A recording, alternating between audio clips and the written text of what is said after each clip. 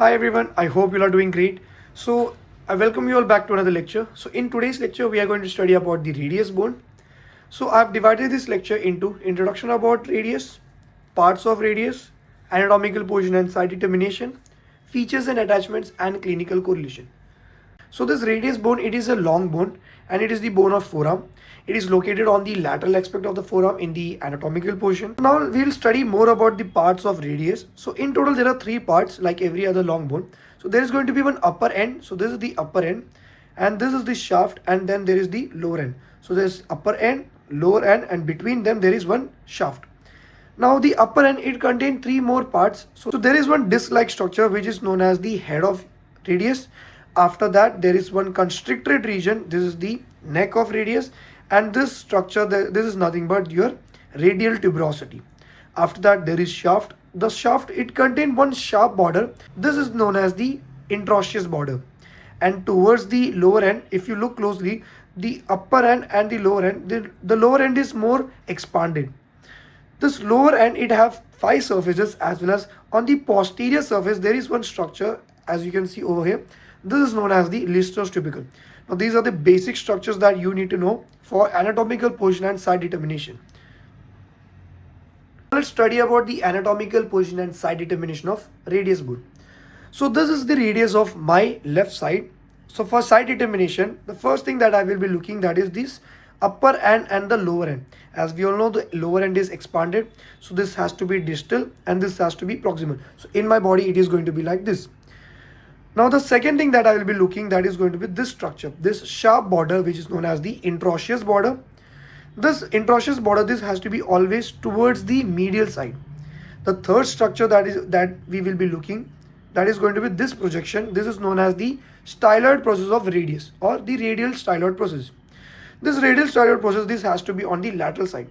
So it is going to be like this. This is the medial surface and this is the styloid process. So it could be from my left side or it could be from my right side. Now the most important thing which is going to determine this side, that is on the posterior surface of the radius bone, there is a structure which is known as the Lister's tubercle. This tubercle, this has to be always dorsal or posterior. So this is how I'm going to place the bone. As we all can see, the interosseous border is towards the medial side. The styloid process, it is laterally placed, and the Lister's tubercle, it is dorsal. So this is radius of my left side.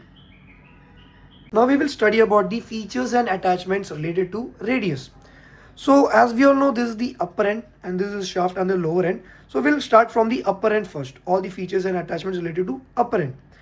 Now we know there are three parts from the upper end. There is the head and a constricted region. This is the neck and the radial tuberosity. The head, it is a disc shape, and on a living anatomy it is covered by hyaline cartilage for articulation. Now this is the humerus bone. I have covered this bone in my previous lecture. So this radius bone's head region, it is going to articulate with the capitulum of humerus, and this is going to form the humeroradial articulation. Second thing, there will be one annular ligament from the ulnar bone.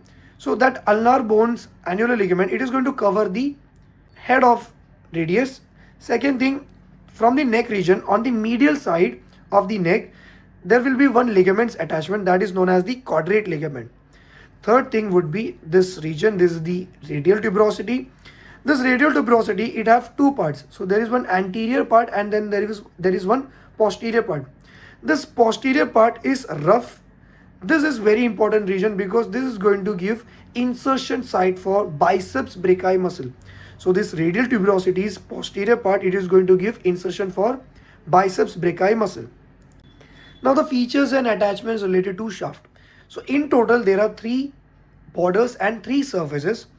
There is one anterior border, there is one medial border, and there is a posterior border. So this anterior border, it extends from the radial tuberosity. After that you can see there is one oblique line. This oblique line is known as the anterior oblique line. This anterior oblique line, it is very important because it is going to give origin to flexor digitorum superficialis muscle. After that, this anterior border, it is going to extend up to the styloid process of radius. So this is the anterior border. Second border, which is known as the interosseous border, this is the medial border. It also extends from the radial tuberosity. Around the middle it is very sharp, and towards the lower end it is going to form the lower margin of this triangular shape, and this is the medial border. And on the posterior surface we have one more border, that is the posterior border. It also extends between the radial tuberosity. Towards the center it is very prominent, very sharp, and towards the lower end it extends up to the Lister's tubercle. So these are the three borders. Now there will be three surfaces. So first one is the anterior surface. It is present between the anterior border and the medial border. There is one lateral surface which is between the anterior border and the posterior border, and then there is going to be one posterior surface which is between the anterior border and the posterior border. So anterior surface, posterior surface and lateral surface. So these are the three surfaces of shaft. Now we will study the attachments related to anterior surface first. So as we all know, this is the radial tuberosity, and its lower part it is going to give insertion site for biceps brachii muscle. Second one, we know that is this anterior oblique line which is going to give origin to flexor digitorum superficialis muscle. Now below to this flexor digitorum superficialis muscle, this region it is going to give origin to flexor pollicis longus muscle, and around the 1/4 towards the lower end we will see the insertion of pronator quadratus muscle. So these are the four muscles that we need to know. The lower 1/4 part, it is going to give insertion for pronator quadratus. Around the middle we can see there is origin of flexor pollicis longus, and the anterior oblique line it is going to give origin to flexor digitorum superficialis muscle, and the posterior part it is going to insertion for biceps brachii. Now the posterior surface, so it is between the medial border and the posterior border. So this is the posterior surface. In the posterior surface it gives origin to two muscles. The first muscle which is seen around this region, which is known as the abductor pollicis longus, and below to this muscle there is one more muscle's origin. We can see that it will be known as extensor pollicis brevis. So two muscles which gets originated from the posterior surface, they are abductor pollicis longus and extensor pollicis brevis. After that, this is the lateral surface which is present between the anterior border and the posterior border. This lateral surface, it have three muscles insertion. The first muscle we will see, that is the supinator muscle.